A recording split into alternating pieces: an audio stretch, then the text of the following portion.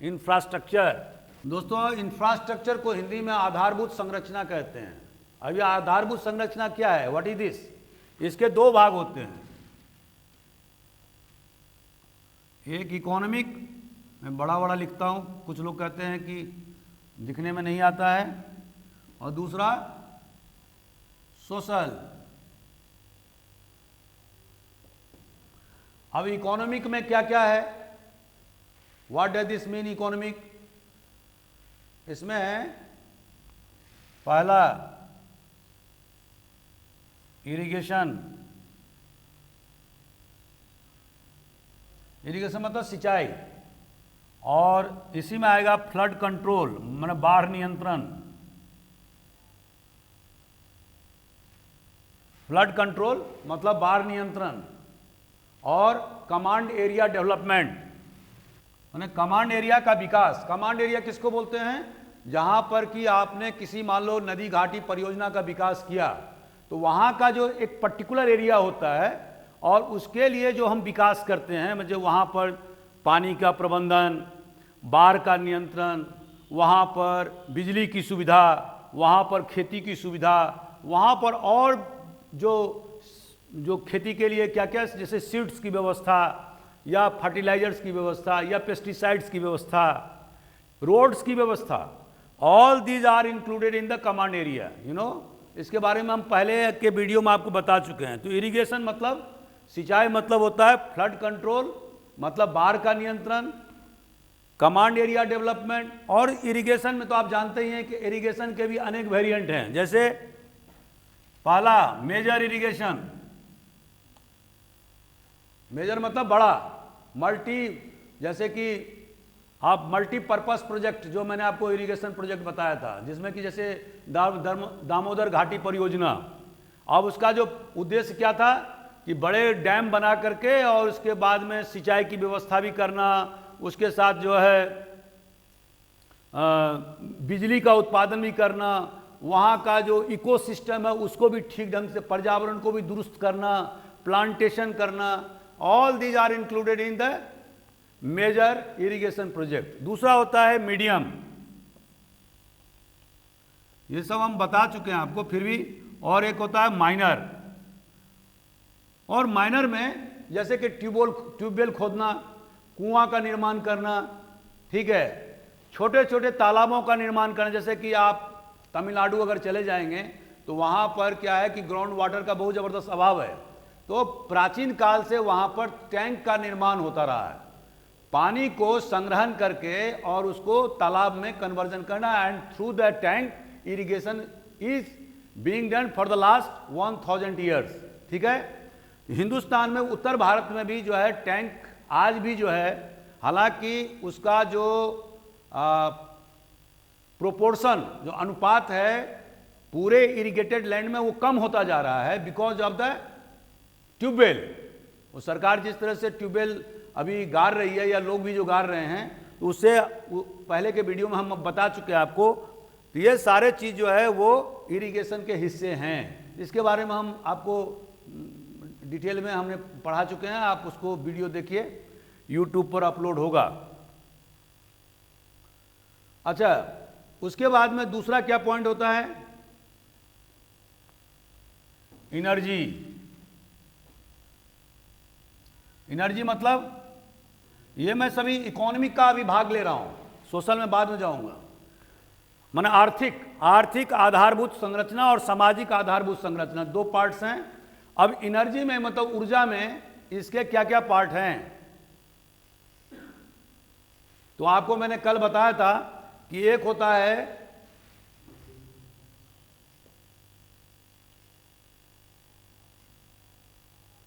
और दूसरा होता है नॉन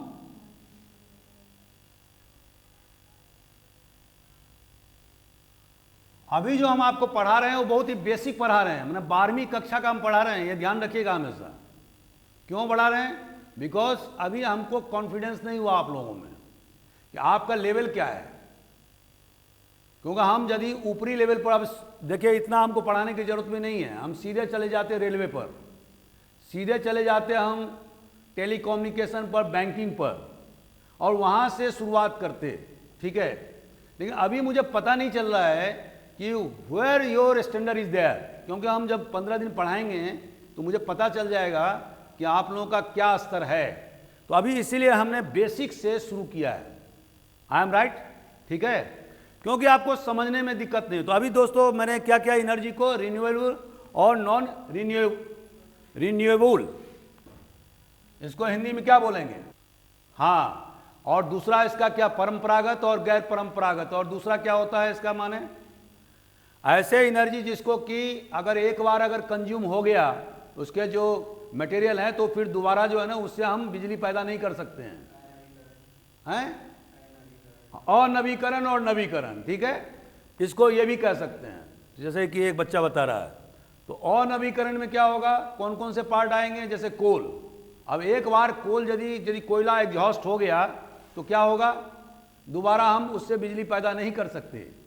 एक बार अगर मान लीजिए कि जैसे और जैसे हैं या पेट्रोलियम प्रोडक्ट्स से जो भी हम ऊर्जा उत्पन्न करते हैं, तो एक बार अगर पेट्रोलियम प्रोडक्ट्स एलपीजी जो भी है उसमें गैस भी आते हैं तो सारे चीज़ वो एग्जॉस्ट हो जाते हैं, ख़त्म हो, सदा के लिए ख़त्म हो जाएंगे। लेकिन जो दूसरा जो रिन्यूएबल है, क्या बताया था आपने, नवीनकरण, तो नवीनकरण ऊर्जा जो है जिसमें कि हाइड्रो इलेक्ट्रिसिटी, अब पानी क्या है, पानी से आपने बिजली पैदा किया, पानी बाहर चला गया, ठीक है, फिर वो पानी वाष्पीकरण के बाद में इस पृथ्वी पर आ जाता है, ठीक है, तो ये है। और या बायोगैस, या आप दूसरे जो सोलर पावर है, जैसे कल मैंने बताया था सोलर टाइडल पावर है, जो समुद्र के जो हाँ से तरंग से जो लहरों से जो ऊर्जा प्राप्त की जाती है, तो समुद्र में तो हमेशा लहर चलती रहती है, टाइडल ऊर्जा जिसको कहते हैं। इसके अलावा सोलर एनर्जी, जो सन सूर्य है वो अक्षय स्रोत का भंडार है, अक्षय ऊर्जा के स्रोत का भंडार है, ठीक है, उससे आप, तो इस तरह से रिन्यूएबल और नॉन रिन्यूएबल ये दो पार्ट्स हैं। रिन्यूएबल को हम इसको पार्ट कर देते हैं, जैसे इसमें लिखेंगे टाइडल और विंड, वाटर, और क्या आएगा, सोलर, जैसे बायोगैस, ये बायोगैस भी आएगा, क्योंकि बायोगैस भी जो है हमारे पास में गोबर के अक्षय भंडार हैं, जब तक जानवर है तब तक गोबर है। तो ये सारे जो इंपॉर्टेंट जो फैक्टर हैं वो हैं, इसको हम रिन्यू कर सकते हैं, क्योंकि हमारे पास में इसके भंडार अकूत भंडार हैं जो कभी भी नष्ट नहीं हो सकता है। और भारत सरकार की भी और विभिन्न राज्य सरकारों का भी अभी ज़्यादा से ज़्यादा फोकस किस चीज़ पर है, तो हमारे देश में अभी जो इसका जो टोटल जो एनर्जी जो हमारे यहाँ जो पैदा हो रहा है उसमें 2/3 भाग, थर्ड भाग पार्ट क्या है, कॉमर्शियल एनर्जी। कॉमर्शियल एनर्जी किसको कहते हैं, जिसमें आपको पैसा देना होता है, और 1/3 भाग नॉन कॉमर्शियल एनर्जी।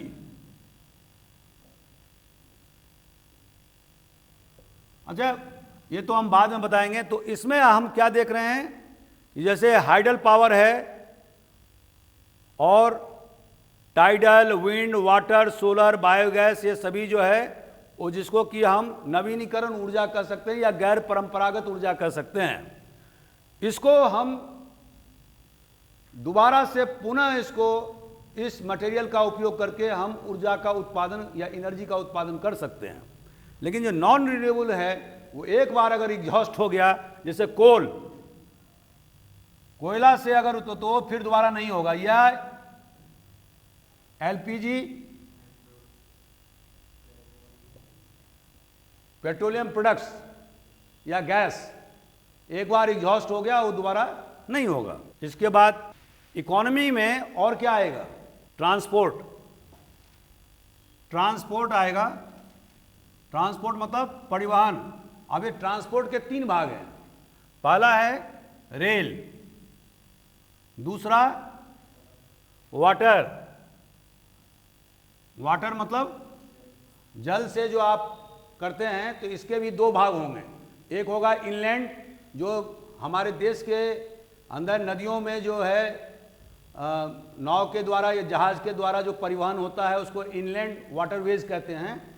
और दूसरा होगा फॉरेन, जैसे हमारे देश में विभिन्न प्रकार के कांडला जैसे पोर्ट बने हुए हैं, कांडला पोर्ट, बॉम्बे पोर्ट चेन्नई में है, कलकत्ता में है, ठीक है। और वहाँ से सामान की आवाजाही समुद्री मार्ग के द्वारा दूसरे देशों से होता है। तो there are two types of waterways, ठीक है, आप समझिए। पहला तो रेलवेज का बताया मैंने, और तीसरा है एयरवेज, और चौथा है रोडवेज। ये चार प्रकार के जो है, लेकिन अभी हमारे देश में एयरवेज का कम से कम उपयोग हो रहा है, क्योंकि it is very much costly, ठीक है। और इनलैंड वाटरवेज का भी बहुत कमी अभी अब वर्तमान सरकार ने गंगा में, खास करके इलाहाबाद से हुगली तक, समुद्र के रास्ते तक उन्होंने प्रयास कर रहे हैं उसको चलाने का, और उनका मानना है कि ये बहुत ही चीप होगा, बहुत सस्ता परिवहन के साधन हैं। तो इसमें भी अभी काम चल रहा है, शुरुआत हो गई है। लेकिन जो सबसे जो इम्पोर्टेंट जो हमारे देश में जो परिवहन के साधन हैं वो कौन है? रेलवेज, और दूसरा वाटरवेज, और तीसरा पोर्ट्स, जो फॉरेन हमारे समुद्री मार्गों से जो जाता है। तो तीन प्रकार के जो रास्ते हैं उसका उपयोग ट्रांसपोर्ट या परिवहन के लिए किया जाता है, और इसमें भी सबसे ज़्यादा जो महती भूमिका है वो है रेलवेज का। लेकिन दुख की बात यह है कि अभी चाइना से अगर आप देखेंगे तो चाइना में जिस तरह से बुलेट ट्रेन, अभी हिंदुस्तान में भी बुलेट ट्रेन का बॉम्बे से लेकर अहमदाबाद तक का अभी सरकार स्टार्ट कर रही है। लेकिन अगर अभी वर्तमान जो स्थिति आप देखेंगे तो उसमें क्या पाते हैं? चाइना के सामने हम कहीं नहीं हैं। जो फ्लाइट के मामले में, भाड़े के मामले में चाइना जो है ना, हमसे 4 गुना ज़्यादा माल ढुलाई का काम करता है, ठीक है। और उन्होंने रेल ट्रैक के निर्माण में भी सबसे ज़्यादा अभी प्रगति किया है, वो हम अभी बताने जा रहे हैं आपको।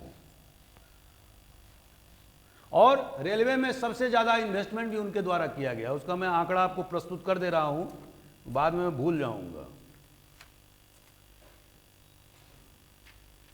अभी अगर आप आंकड़ा लें 1990 और 1992 से लेकर 2002 तक का, तो आप क्या पाते हैं कि ट्रैक डबलिंग का काम जो है ना, चाइना में 9400 किलोमीटर किया गया है, जबकि हमारे देश में 1519 किलोमीटर हुआ है।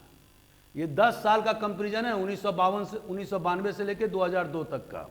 उसी तरह से जो न्यू ट्रैक जो रेलवे की पटरी बिछाते हैं, वो चाइना ने 13,797 इस 10 साल के दरमियान में किलोमीटर लगाए हैं। हमारे देश में 682 किलोमीटर हुआ है। फ्लाइट में जो मैं अभी बता रहा था आपको, फ्लाइट में चाइना का जो है वो है 85 बिलियन नेट टन किलोमीटर।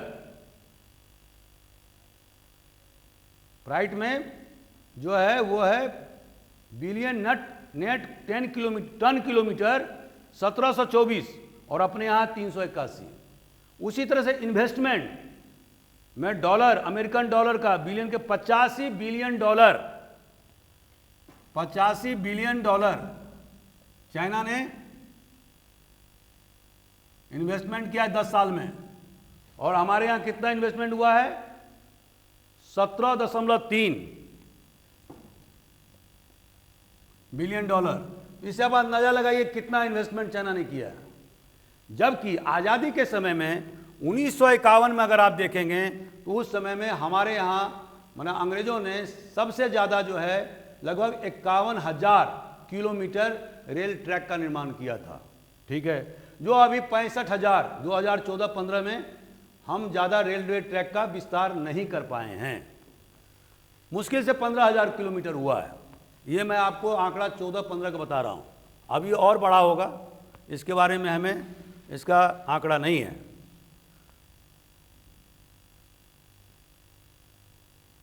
अच्छा, इसके बाद में इकोनॉमिक में दोस्तों और क्या आता है? इकोनॉमिक इंफ्रास्ट्रक्चर, आर्थिक संरचना, आधारभूत संरचना में और इसके पार्ट्स क्या हैं? तो इसके पार्ट्स हैं, जैसे मैंने आपको बताया कि पहला ट्रांसपोर्ट में बताया, रेलवे है, याद रखिए रेलवे है, शिपिंग है, शिप, उसके बाद में एयरवेज, उसके बाद में रोड, ठीक है। इसके बाद में और जो एविएशन मैंने बताया, एयरवेज, और इसके बाद में और चौथा फैक्टर क्या है? Banking, insurance, finance. ये मेडिकल हम उधर जाएंगे, सोशल में। अभी हम इकोनॉमिक इंफ्रास्ट्रक्चर की बात कर रहे हैं, आर्थिक आधारभूत संरचना की बात कर रहे हैं। तो इसमें आपने दोस्तों देखा होगा कि देश जब आज़ाद हुआ तो हमारे देश में बहुत बैंकिंग सेक्टर बहुत ही कमज़ोर था, ठीक है। और हिंदुस्तान की अधिकांश जनता जो सूदखोरों के, महाजनों के चक्कर में फंसी हुई थी, कर्ज में यहाँ तक फंसी हुई थी। तो भारत सरकार ने क्या किया उसके बाद? उन्होंने एक तो पहले इंदिरा गांधी गवर्नमेंट ने 1969-70 में क्या किया? नेशनलाइजेशन किया, 14 बैंकों का राष्ट्रीयकरण किया। और उसके परिणाम क्या हुए कि ये बैंक जो थे वो मजबूर हुए छोटे छोटे किसानों को, ग्रामीणों को कर्ज देने के लिए। और दूसरा, बैंकों का विस्तार हुआ। उसके अलावा भारत सरकार ने 1982 में नाबार्ड का फुल फॉर्म क्या होता है? नाबार्ड मतलब national bank of agriculture and rural development, ठीक है। इसका मतलब यह हुआ कि जो रूरल डेवलपमेंट के लिए एक स्पेसिफिक भारत सरकार ने बैंक बनाया, ठीक है, जो एग्रीकल्चर का विकास करे और रूरल डेवलपमेंट के लिए, exclusively only for rural development and agriculture. Understand my point? इसके लिए 1982 में भारत सरकार ने बनाया, और जो बहुत ही ज़्यादा तेज गति से काम कर रहा है भारत के कृषि के कल्याण में, ठीक है। और इसके अलावा 14 बैंकों का इंदिरा गांधी गवर्नमेंट ने तो नेशनलाइज किया ही था, और गांव-गांव में बैंकों के जाल बिछाए गए, जिससे क्या हुआ कि सूदखोरों के चंगुल से हमारे देश के किसान, बहुसंख्यक किसान, मजदूर, उन्हें धीरे धीरे छुटकारा मिला। और अभी सस्ते दरों पर आप देखेंगे कि लोगों को कर्ज मिल रहे हैं, बैंक वाले विज्ञापन निकाल रहे हैं, आपको फोन कर रहे हैं कि साहब आपको, मेरे पर भी आया था कि मैं आपको अभी 20 लाख रुपए लोन देता हूं, पर्सनल लोन देते हैं, आपका क्रेडिट रेट बहुत हाई है, अभी आया था मैसेज कल। तो इस तरह की जो व्यवस्था है वो पहले था क्या? लोगों को चक्कर लगाने पड़ते थे। लोग बड़े बड़े जो जमींदार थे उसके यहाँ जाते थे, पूरे पूरे दिन बैठते थे, तब पर भी कर्ज नहीं मिलता था। और जो पहले के जो बैंक थे, मतलब यही बैंक जो नेशनलाइज होने से पहले, वो क्या करते थे, जो बड़े बड़े जो पूंजीपति थे उसको केवल लोन देते थे, और गरीब गरुआ किसान मजदूर को लोन नहीं देता था। तो बैंकों के राष्ट्रीयकरण से क्या फायदा हुआ? देश की आर्थिक प्रगति में उनका सीधे योगदान होने लगा। Understand point? मैं तो ऐसा कुछ भी नहीं बोल रहा हूं जो कि समझ में नहीं आए। आई डोंट अंडरस्टैंड कि लोग क्यों बोल रहे हैं। दूसरा, इसका एक और, अभी आपने देखा होगा कि इसी तरह से बैंकिंग हमने बताया, इंश्योरेंस। पहले क्या था कि LIC एक insurance, life insurance of India थी, जो भारत सरकार की प्रतिष्ठान है, ठीक है। अभी क्या हो गया? अभी आपको विभिन्न प्राइवेट प्लेयर्स जो है, इंश्योरेंस कंपनी धड़ल्ले से सैकड़ों कंपनी खुल गई है।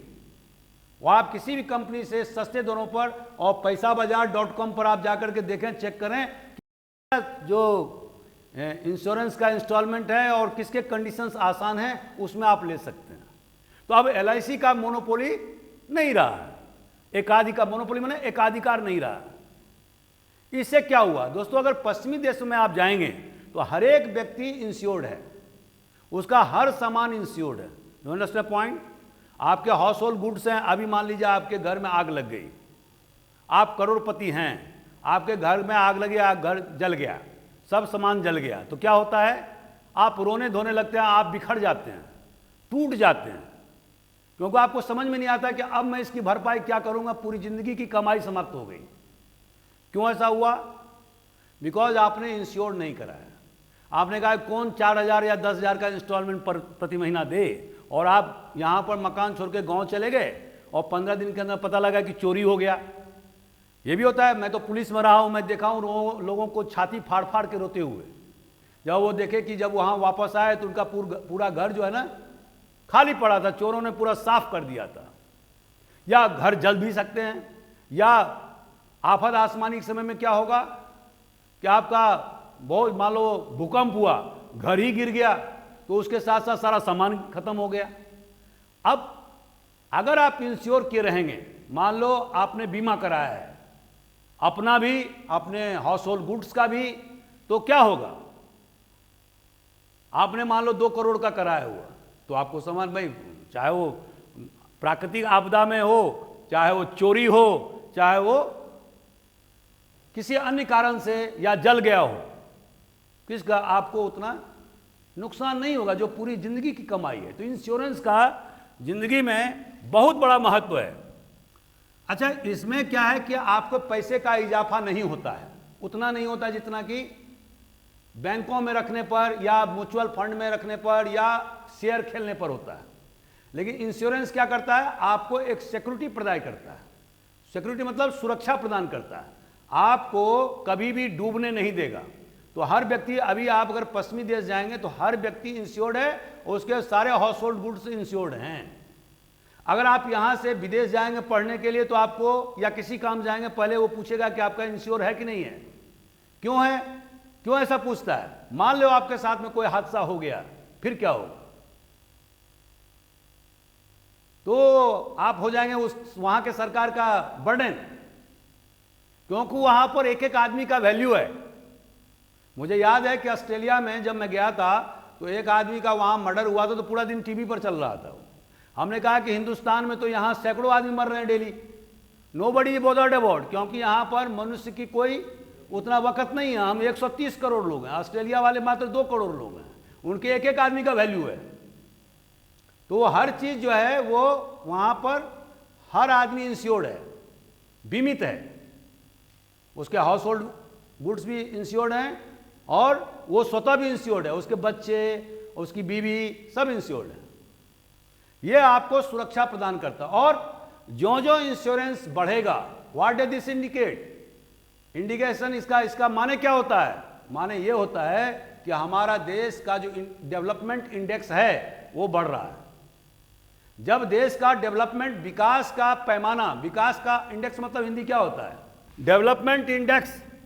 इसके बारे में हम अलग से क्लास लेंगे आपको, इसको बताने के लिए कि डेवलपमेंट इंडेक्स क्या होता है। मुझे कम से कम 50 मिनट लगेगा इसको व्याख्या करने के लिए। अभी मैं आपको ये बता देता हूं, जो विकास का पैमाना, विकास का स्टैंडर्ड, यही आप समझ लीजिए हिंदी में। तो ये शो करता है कि आपका देश विकसित हो रहा है। अगर आप एक उदाहरण लीजिए, आज से 50 साल पहले आप एक सर्वे करिए, जो उस समय के लोग जो जिंदा होंगे, मान लो जिनकी उम्र 80-85 साल होगी, वो उस समय में 30-35 साल के होंगे, ठीक है।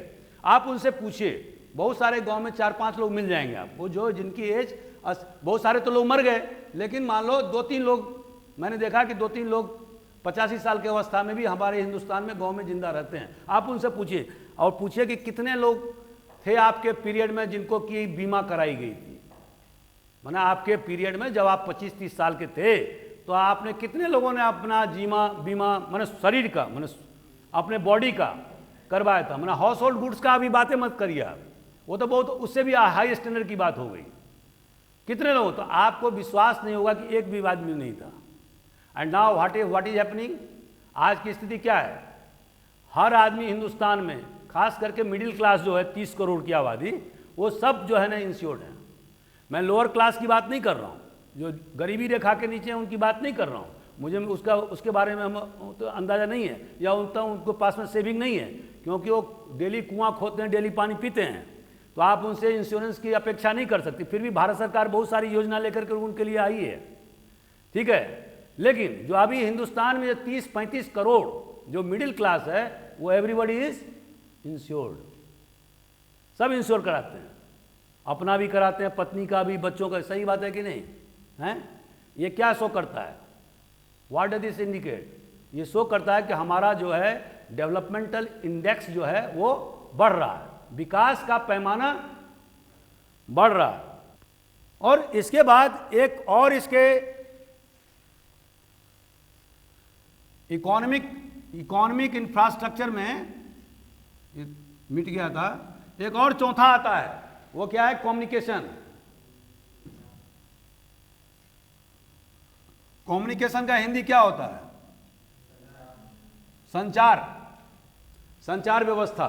अब कम्युनिकेशन में क्या क्या चीज आएंगे आज के परिप्रेक्ष्य में? पहला आएगा, अभी तुम इंटरनेट पहले ही बता दिए, सही है, इंटरनेट। दूसरा क्या आएगा? इंटरनेट में ही मोबाइल मान लो, ठीक है, मोबाइल को हम जोड़ देते हैं। ये इसके बाद में आएगा टेलीफोन। हालांकि टेलीफोन आजकल उसका धीरे धीरे पावर खत्म होता जा रहा है, मेन मोबाइल हो गया, ठीक है। और चौथा क्या आएगा? हैं? हाँ, रेडियो भी है, रेडियो भी आएगा, रेडियो भी आएगा, टेलीविजन भी आएगा। और क्या आएगा? Post office. पोस्ट ऑफिस अभी भी, हालांकि उसके जो इंपॉर्टेंट ईमेल के कारण से बहुत कम हो गए हैं, लेकिन टेलीकम्युनिकेशन, ईमेल को हम क्या लिखेंगे? टेलीकम्युनिकेशन। तो यहां लिखो टेलीकम्युनिकेशन। टेलीकम्युनिकेशन में ये सब आएंगे। उसके बाद क्या आएगा? Post office. इसके बाद क्या आएगा? Social media. सही बोला आपने। सोशल मीडिया में क्या आता है? फेसबुक, व्हाट्सएप और इंस्टाग्राम, ये सारा चीज जो है, और हाँ, ट्विटर वगैरह सारे चीज जो हैं, जो उपलब्ध हैं, ये सारे चीज जो है वो कम्युनिकेशन के भाग हैं। तो अभी कम्युनिकेशन जो है वो हिंदुस्तान में या वर्ल्ड में क्रांति चल रही है, और नए नए प्रयोग इजाद हो रहे हैं, जो पहले के ज़माने में इतना नहीं था। पहले के ज़माने में तो कम्युनिकेशन में दिक्कत ये थी कि अगर आप चिट्ठी के माध्यम से भेजते थे, तो अगर कोई बॉम्बे से चिट्ठी बिहार भेजता था तो 10 दिन लग जाते थे, ठीक है। अभी क्या हो रहा है? लोग मोबाइल पर सीधे बात कर रहे हैं, सेकंड में बात कर रहे हैं। टेलीफोन मिलना बहुत मुश्किल काम था। मुझे याद है कि 1993-94 में केवल मेरे ऑफिस में पूरे मध्य प्रदेश में एक एसटीडी फोन था और कहीं नहीं था।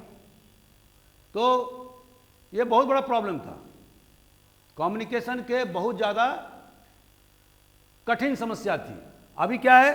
कम्युनिकेशन बहुत ज़्यादा विस्तार हो गए, ठीक है। अब हम चलते हैं सोशल इंफ्रास्ट्रक्चर पर बात करेंगे। What does this mean? वो इकोनॉमिक इंफ्रास्ट्रक्चर में ही आएगा। टूरिज्म। टूरिज्म मतलब क्या होता है? पर्यटन। ना भाई, पर्यटन होता है ना। अब आप कहोगे हम समझे ही नहीं, पर्यटन लिखो, पर्यटन टूरिज्म में। और आपको एक बात बता दूं, टूरिज्म जो है वो सबसे ज्यादा एम्प्लॉयमेंट के साधन है। जिस देश में टूरिज्म का, पर्यटन का सबसे ज्यादा विकास हुआ है, वहां पर सबसे ज्यादा फॉरेन करेंसी, मतलब बाहरी लोग भी आए हैं, और साथ साथ वहां के जो इंडिजिनियस पॉपुलेशन है, लोकल पॉपुलेशन, उनको जबरदस्त जो है, मतलब उनको एम्प्लॉयमेंट मिला है, विभिन्न प्रकार के उनको रोजगार मिल गए हैं वहां। तो इसीलिए आप ये देखेंगे कि भारत सरकार जो पुराने जो दर्शनीय स्थल हैं, वहां पर वो पर्यटन स्थल विकसित कर रहे हैं। जैसे कि मैंने अभी देखा कि बिहार सरकार राजगीर को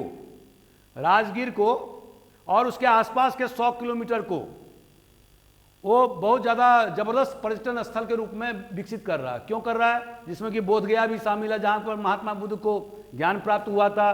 बहुत सारे बुद्धिस्ट साउथ ईस्ट एशिया के हिंदुस्तान आते हैं, और वहाँ जाते हैं। तो जब हिंदुस्तान आएंगे तो क्या है? फॉरेन करेंसी भारत सरकार को क्या होता है? मिलता है रेमिटेंसेस के रूप में। और इसके अलावा राजगीर, आपको मालूम है कि हिंदुस्तान का सबसे पहला जो स्टेट फॉर्मेशन जो हुआ, उसमें सबसे पहले मगध का राजधानी कहाँ था? राजगीर था।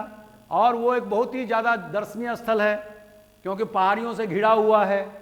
वहाँ पर गर्म जल के सोते भी हैं जो सालों भर चलते रहते हैं, उसमें लोग नहाते हैं। कुछ लोगों का कहना है कि उससे जो स्किन डिजीज है वो ख़त्म हो जाता है नहाने से। और वहीं पर नालंदा यूनिवर्सिटी का भी भग्नावशेष है तो वो भी लोग देखने जाते हैं, और बोध गया भी वहीं आसपास में ही है, तो वो भी बहुत बड़ा पर्यटन। तो इस तरह से ये जो 100 किलोमीटर का जो क्षेत्र है वो जैनियों के लिए शिखर जी भी वहीं पर है आसपास में। तो जो जैनियों के लिए, बुद्धिस्टों के लिए, हिंदुओं के लिए, सारे धर्मावलंबियों के लिए वो जो पूरा जो 100 किलोमीटर रेडियस का इलाका है वो सब वहाँ जाते हैं। और इसके कारण से सरकार ने अब टूरिज्म के विकास के लिए क्या करना होगा, आपको उसको कनेक्ट करना होगा, अच्छे रोड का निर्माण करना पड़ेगा, डबल रोड, ताकि ज़्यादा एक्सीडेंट की घटना नहीं हो, लोग सीधे जल्दी से जल्दी वहाँ पर्यटन स्थल पर पहुँच जाएं, वहाँ पर बिजली की सुविधा हो ताकि लोग यदि रहेंगे तो उनको किसी प्रकार का दिक्कत नहीं हो, वहाँ पर लोकल मार्केट को भी विकसित करना होगा, लोकल जो वहाँ के ट्रेडिशन एंड कस्टम हैं उसको भी डिस्प्ले करने की ज़रूरत है ताकि लोग देखें, उससे जो है प्रभावित हों और वो सामान खरीदें। तो वहाँ के जो क्राफ्ट्समैन हैं, जो कारीगर हैं, उनको भी फायदा होगा। तो पर्यटन का एक ये मल्टी डायमेंशनल फील्ड है जिसमें कि रोजगार के असीमित साधन छुपे हुए हैं, और ये जो है वो भी इकोनॉमिक इंफ्रास्ट्रक्चर के भाग हैं। अब दोस्तों हम चलेंगे इंफ्रास्ट्रक्चर पर। तो जैसे कि सोशल है, सोशल इंफ्रास्ट्रक्चर में दोस्तों सामाजिक आधारभूत संरचना, इसमें क्या क्या आएगा, पहला मेडिकल फैसिलिटीज, और दूसरा हेल्थ केयर उसी से जुड़ा हुआ है, तीसरा एजुकेशन, चौथा हाँ एनजीओ आ सकता है,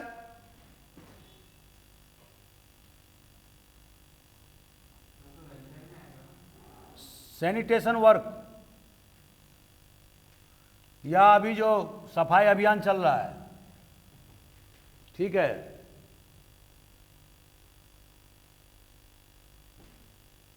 ट्रेनिंग फैसिलिटीज, विभिन्न प्रकार के प्रशिक्षण जो दिए जाते हैं, और स्किल अपग्रेडेशन माने कौशल विकास, स्किल अपग्रेडेशन अंग्रेजी में कहते हैं इसको। और आपने देखा होगा कि भारत सरकार अभी क्या कर रही है, हर एक जिले में उन्होंने कौशल विकास केंद्र की स्थापना किया है।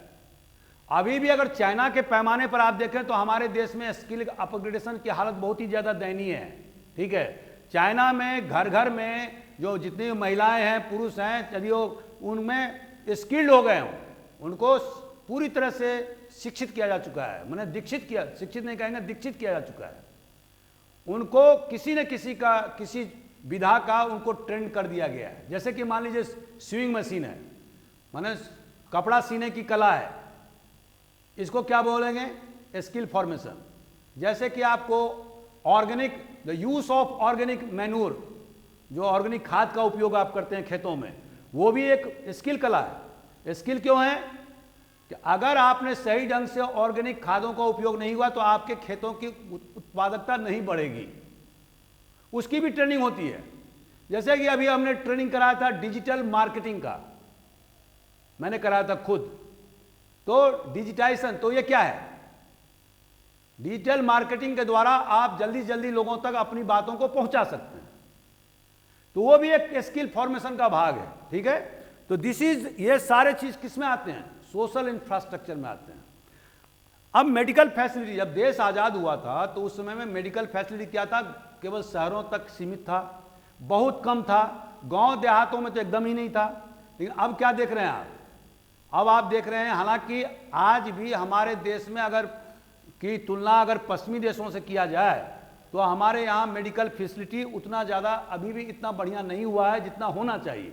इवन चाइना के अगर कंपैरिजन में हम करेंगे तो पर हमारे यहाँ उतना नहीं हुआ है। लेकिन फिर भी यदि आप 1950-51 की तुलना में आज की तुलना करें 70-72 साल में, तो आप देखेंगे कि बहुत ज़्यादा इजाफा हुआ है। मेडिकल कॉलेज खोले गए हैं, जो ट्रेंड जो डॉक्टर हैं उनके संख्या में बहुत ज़्यादा इजाफा हुआ है। बहुत सारे लोगों का जहाँ पर जिनका एडमिशन यहाँ हिंदुस्तान में नहीं हुआ, मैं देख रहा था बहुत सारे लोग मॉस्को में जाकर पढ़ रहे हैं, अमेरिका में पढ़ रहे हैं, फिर वहाँ से आएंगे यहाँ पर, फिर प्रैक्टिस शुरू करेंगे। तो इस तरह से हम देखते हैं कि मेडिकल फैसिलिटीज का बहुत ज़्यादा इजाफा हो गया। दूसरा जो हेल्थ केयर, अभी देखेंगे कि आपको जो हॉस्पिटल्स का निर्माण बहुत ज़्यादा हिंदुस्तान में, खास करके प्राइवेट प्लेयर्स ने जो आप 50 साल पहले नहीं देख सकते थे। हम टोटल सरकारी हॉस्पिटल पर निर्भर रहते थे। अभी क्या हो गया, डिस्पेंसरी का निर्माण हो गया है। आपने इंदौर में ही देखें तो कम से कम सैकड़ों आपको हॉस्पिटल आपको मिल जाएंगे जो प्राइवेट प्लेयर्स के द्वारा या पूंजीपतियों के द्वारा खोले गए हैं। और इसी तरह से एजुकेशन में हम देखते हैं, एजुकेशन में हम क्या देखते हैं, जो कॉलेज का, यूनिवर्सिटी का या मिडिल स्कूल का या प्राथमिक विद्यालयों का जो जितना सरकार ने इस पीरियड में खोला है, अभी हम देख रहे थे डाटा कि 378 यूनिवर्सिटी हमारे हिंदुस्तान में काम कर रही है। अगर आप उसको आज़ादी के पहले से कंपैरिजन करके देख लीजिए तो आपको पता लगेगा कि कितना ज़्यादा हमारे देश में जो है शिक्षा के क्षेत्र में विकास हुआ। आज़ादी के समय में हमारे देश में 1950 के लगभग में 50-51 का डाटा है, मात्र 16% हमारे यहाँ देश में शिक्षित थे लोग, ओनली 16%, 16%, ठीक है। जिसमें कि अगर इसको बाइफर्केट करें महिला का तो इसमें बहुत कम है, पुरुषों का 24%, ठीक है, और 8% महिला का, तो 24-8 कितना होता है, 32, और 32 को 2 से भाग किए तो एवरेज हुआ 16%। You understand my point. तो ये सारे चीज अभी आप क्या देख रहे हैं कि हमारे देश में साक्षरता का दर कितना है, 72%, और 10 साल में ये लगभग 90% हो जाएगा। बहुत सारे राज्य ऐसे हैं जैसे केरल है, मिजोरम है, वहां पर साक्षरता का दर 100% हो गया है। दक्षिण भारत के बहुत सारे राज्य में साक्षरता का दर 80, 82, 85% तक पहुंच गया है। उत्तर भारत के कुछ राज्य जैसे बिहार है, उड़ीसा है और राजस्थान, मध्य प्रदेश, इन क्षेत्रों में, या यूपी, इन क्षेत्रों में साक्षरता दर नेशनल साक्षरता दर से अभी भी कम है। मैंने राष्ट्रीय, ये तो हमने 72% राष्ट्रीय साक्षरता दर बताया। तो अगर मान लीजिए कि अगर जिस त्वरित गति से दक्षिणी राज्यों ने, जो 4 स्टेट है, महाराष्ट्र, आंध्र प्रदेश, अविभाजित आंध्र प्रदेश, और केरल, कर्नाटक और तमिलनाडु, ये जो 5 स्टेट हैं, अगर उसका अगर आप एक अलग अगर बाइफर्केट करेंगे तो आपको पता लगेगा कि ये जो 4-5 स्टेट हैं, इनका जो एवरेज जो साक्षरता दर है वो 80% से ऊपर है, ठीक है, और केरल का तो 100% हो गया है। तो इस तरह से हम क्या देखते हैं कि एजुकेशन सेक्टर में और हेल्थ सेक्टर में काफी प्रगति हिंदुस्तान ने किया है, ठीक है। हालांकि अभी भी हम पश्चिमी देश के पैमाने तक नहीं पहुंचे हैं और उम्मीद है कि 10-15 साल में हम पहुंच जाएंगे। इंफ्रास्ट्रक्चर मतलब आधारभूत संरचना का अर्थ क्या होता है, ये डायरेक्ट प्रोडक्शन नहीं करता है। आधारभूत, जो इतना मैंने आपको पूरा आधारभूत संरचना के बारे में व्याख्या प्रस्तुत किया, ये सीधे इकोनॉमिक में, ये सीधे प्रोडक्शन नहीं करता है, it assist in the production activities. अर्थ समझिए अंतर। जैसे एग्रीकल्चर जो है वो प्रोडक्शन करता है, एग्रीकल्चर, कृषि क्या है, वो प्रोडक्शन करता है।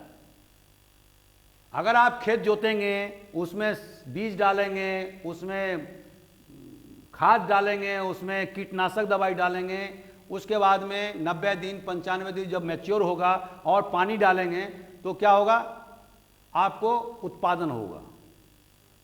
उसी तरह से इंडस्ट्री में, मान लीजिए आयरन एंड स्टील इंडस्ट्री है, बोकारो का स्टील प्लांट, तो वहाँ पर आपने कच्चा आयरन ओर से आप ले गए और उसके बाद में आपने कोल का, मतलब उसको गर्म करने के लिए कोयला चाहिए, और उसके बाद आपने पावर का इंतजाम किया उसको चलाने के लिए, और उसके लिए आपने मशीनरी बैठाई हुई है, मशीन बैठाए हुए बड़े बड़े, और मजदूरों को और मैनेजमेंट को लगाया हुआ एक सिस्टम के तहत में।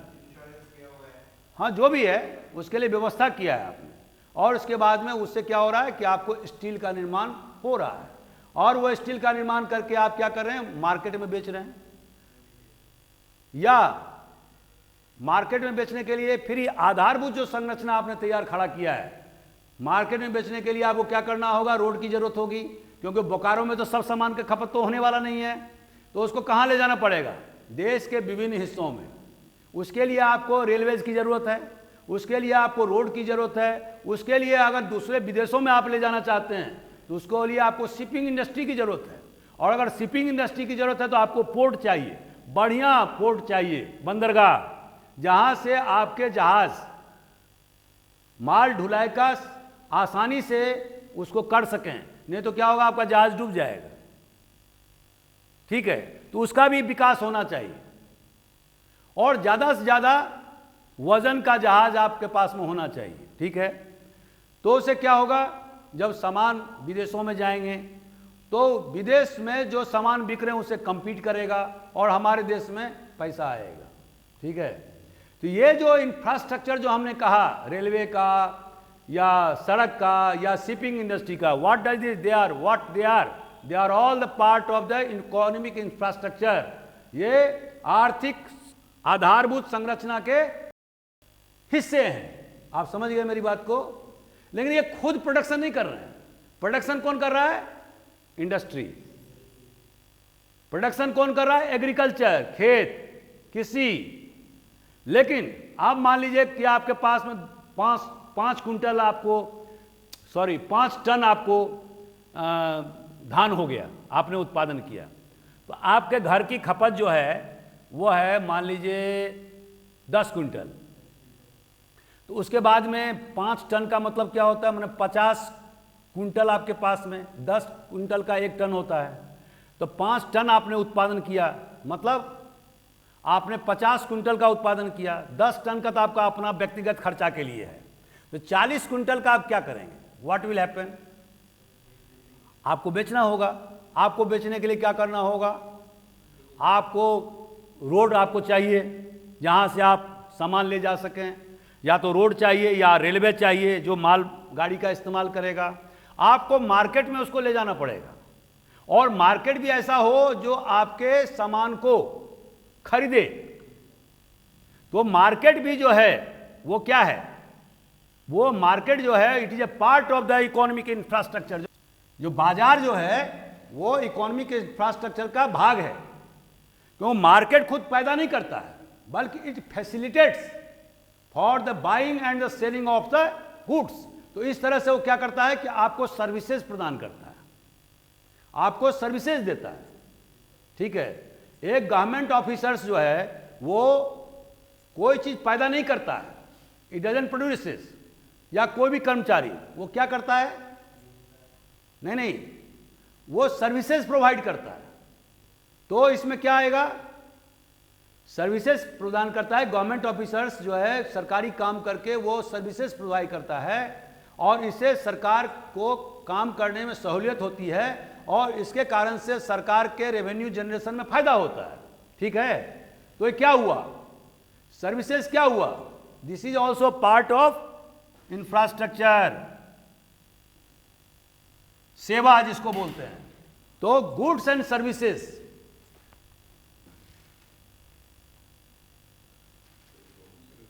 सेवा भी जो है वो इंफ्रास्ट्रक्चर का भाग है। ठीक है, आपको समझ में क्या क्या फायदे हैं। तो पहला क्या है, एडवांटेजेस लिखेंगे अपन, क्वेश्चन, इसका जवाब ऐसा लिखना हो। फायदे क्या हैं, पहला, इट इनकरेजेस एग्रीकल्चर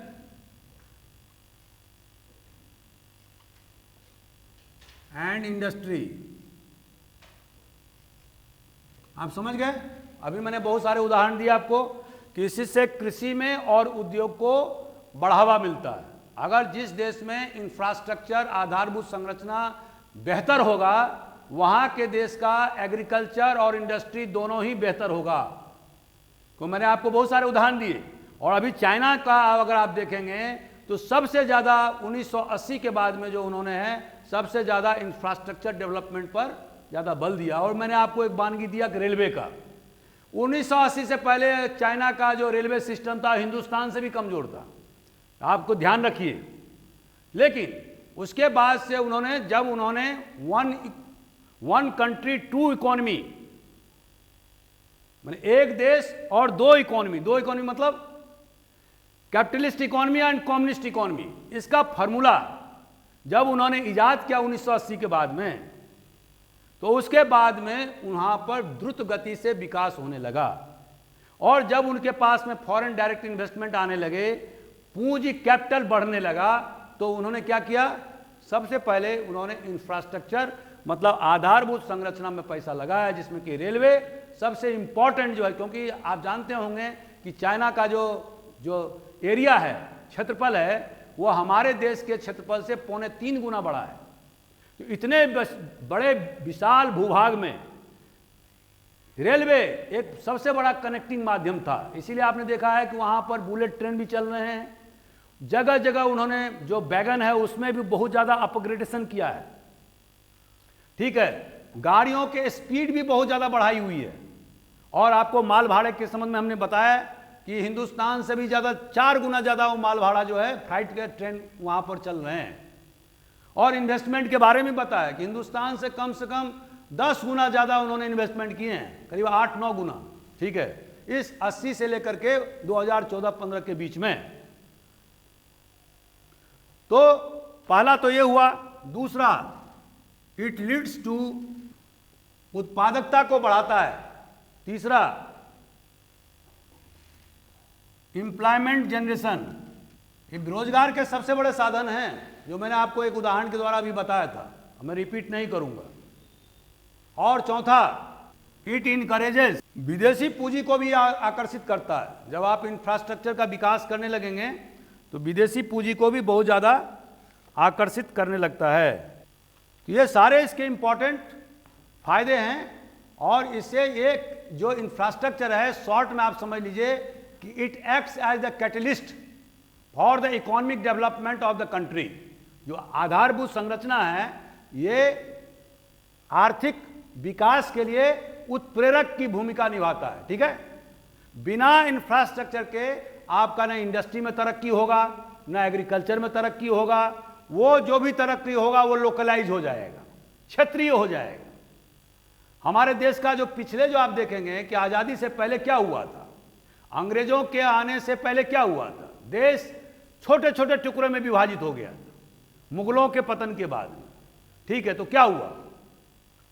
अगर आप 1700 ईस्वी का मैं एक वानगी देता हूं आपको भी बड़ा आश्चर्य होगा कि साहब कहां से आंकड़े लाते हैं, और ये ऑन रिकॉर्ड है। 1700 ईस्वी में, 1700 एडी में, आपको पता होना चाहिए कि औरंगजेब की मृत्यु कब हुई थी? 1707 में। उस समय हिंदुस्तान जो है सबसे बड़े भूभाग में मुगल साम्राज्य फैल गया था। औरंगजेब के पीरियड में मुगल डायनेस्टी या मुगल एम्पायर सबसे बड़ा एम्पायर था। इवन अकबर के ज़माने में जितना उसका एरिया था उससे ज़्यादा था। ठीक है, अब 1700 एडी में हम क्या पाते हैं कि हिंदुस्तान वर्ल्ड इकोनॉमी में इसका पोजीशन क्या है? ये लगभग 23 से लेकर 2400%, 23 to 24% of the GDP of the world. माने 23 से 24% जो है वो पूरे जो ग्रॉस डोमेस्टिक प्रोडक्ट जो पूरे वर्ल्ड का था, उसका 24% जो है वो इंडिया का था। मतलब 1/4 इकोनॉमी का मालिक था। और चाइना का भी इतना ही था। तो दोनों को अगर मिला दें तो कितना हो गया? 50%। तो 50% में इंडिया और चाइना, और 50% पूरे वर्ल्ड के इकोनॉमी। आप समझ सकते हैं कि हिंदुस्तान कितना समृद्ध देश था। लेकिन ये क्यों हुआ 23-24%?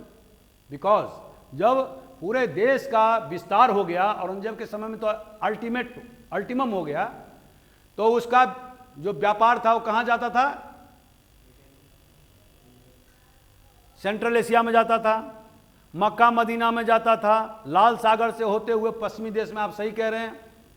जहां आरा, आपको मैं एक और उदाहरण बता देता हूं। जहां आरा, जानते हैं कौन था जहां आरा? ये मैं थोड़ा डिस्ट्रैक्ट हो रहा हूं लेकिन आपको बता देता हूं।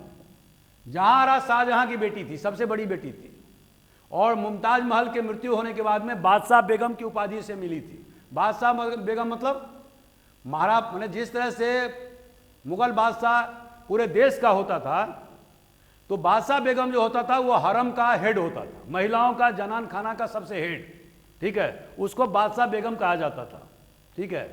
तो जहां आ रहा मुमताज बेगम की मृत्यु के बाद में शाहजहां का जो सबसे बड़ा बच्चा था, मैंने उन भाई बहनों में भी सबसे बड़ा था, बड़ी थी वो, तो जहां बादशाह बेगम, अब इसके जहाज चलते थे, ठीक है, जहाज चलते थे, और जहाज कहां से जाते थे, जो उसके पर्सनल जहाज थे वो लाल सागर में जाते थे, वो मक्का मदीना जाते थे, और वहां पर दीन दुखियों को, जो आप लोग जो हज करने जाते हैं ना, तो उसके लिए उसको जो है वो फ्री अनाज बांटती थी। और आपको विश्वास नहीं होगा, उस जमाने में जहां आरा का पूरा जो इनकम था वो था 30 लाख रुपया पर एनम, प्रतिवर्ष का। आप समझ रहे हैं, एक 30 लाख का कितना वैल्यू है आज की तारीख में। 30 लाख रुपए का अगर आप की तारीख में अगर आप अनुमान लगा लें, तो अब मैं इसका कैलकुलेट करके आपको कल बताऊंगा, थोड़ा याद दिला दीजिएगा, क्योंकि उसको जोड़ने में टाइम लगेगा। आप ये समझ लीजिए कि 10 करोड़ से ज़्यादा था, 10-20 करोड़ से ज़्यादा था, ठीक है। अब इसका एग्जैक्ट फिगर मैं कल आपको बताऊंगा। तो दोस्तों, ये मैंने इसलिए कहा कि शिपिंग इंडस्ट्री उस समय में, जो आपको अभी इंफ्रास्ट्रक्चर हम बता रहे थे, तो शिपिंग इंडस्ट्री मुगलों के कितने ज़बरदस्त है कि महिला का बादशाह बेगम, उसकी व्यक्तिगत जहाज की बात कर रहा हूँ, हम मुगलों के जहाज के बारे में अभी बात ही नहीं कर रहा हूँ मैं, उनके व्यापार वाणिज्य के बारे में हम बात नहीं कर रहे हैं उस, ठीक है। तो आप देख सकते हैं कि आधारभूत संरचना के मजबूत होने से क्या हुआ है, देश में आर्थिक प्रगति हुई है। चलिए 2 मिनट रुकना करिए। तो आप लोगों को कोई पॉइंट है दोस्तों, किसी तरह कोई दिक्कत? अब जो अगला जो हमारा टॉपिक होगा उसमें हम आपको बताएंगे कि जो आधारभूत संरचना में जो आज मैंने आपको व्याख्या प्रस्तुत किया, वो जो उसके भाग हैं उसमें क्या क्या प्रॉब्लम्स आ रहे हैं, कल जो हमारा जो रहेगा प्रॉब्लम्स क्या आ रहे हैं, उसका निदान क्या होगा। जैसे कि एनर्जी सेक्टर है, जैसे मैंने आपको बताया ना एनर्जी सेक्टर, तब एनर्जी सेक्टर में सबसे बड़ा प्रॉब्लम क्या है, प्रॉब्लम यह है कि वहाँ पर हमारे पास में कैपेसिटी माने पूंजी का अभाव है, जितना हमें पूंजी लगना चाहिए उतना पूंजी नहीं है। इसीलिए हमारे जो हाइड्रो इलेक्ट्रिसिटी प्रोजेक्ट, जो बड़े प्रोजेक्ट हैं, उनका गेस्टेशन पीरियड बहुत लंबा हो जाता है। उसके क्या क्या दिखते हैं, जो हमारा जो high transmission and distribution losses हैं वो बहुत ज़्यादा हैं। अगर विश्व के पैमाने पर देखें तो विश्व में 9% होता है जो ट्रांसमिशन करते हैं ना, उसमें लॉस होता है इलेक्ट्रिसिटी का। तो हमारे देश में आप देखेंगे कि उसका बहुत ज़्यादा मतलब 20% से ज़्यादा है, जबकि विदेशों में वो 9% के लेवल, और ये बहुत बड़ा नुकसान है। उसको कैसे पैचअप करें, तो हम जो कल जो आपको बताएंगे, तो जितने इंफ्रास्ट्रक्चर के बारे में हमने बताया, तो उसमें हमारा 2 पार्ट होगा। उसका क्या क्या होगा, हालांकि हम उतना कवर नहीं कर पाएंगे, लेकिन हम 2 हिस्से में इसकी बात करेंगे। जैसे रेलवे, तो रेलवे में हम बात क्या करेंगे कि प्रॉब्लम क्या है, और दूसरा सॉल्यूशन, हमें क्या करना है, उसका समस्या का निदान क्या होगा। तो इस तरह से हम बारी बारी से लेंगे इसको। तो जैसे एनर्जी सेक्टर को लेंगे, उसके बाद में रेलवे को, रोड को, एयरवेज को, शिपिंग को, उसी तरह से टेलीकम्युनिकेशन को लेंगे, ठीक है, जो कम्युनिकेशंस में क्या क्या प्रॉब्लम आ रही हैं। तो इस तरह से हम जो है ना छोटे छोटे में, ज़्यादा तो हम नहीं बोल पाएंगे, लेकिन चूँकि हमारे पास में टाइम कंस्टेंट रहता है, तो हम अगले 1 घंटे में आपको बताएंगे कि इसके प्रॉब्लम्स किस किस सेक्टर में क्या क्या हैं और उसके हमें सॉल्यूशन क्या क्या करना है। तो आज मैं अपना उद्बोधन यहीं समाप्त करता हूँ। Thank you very much.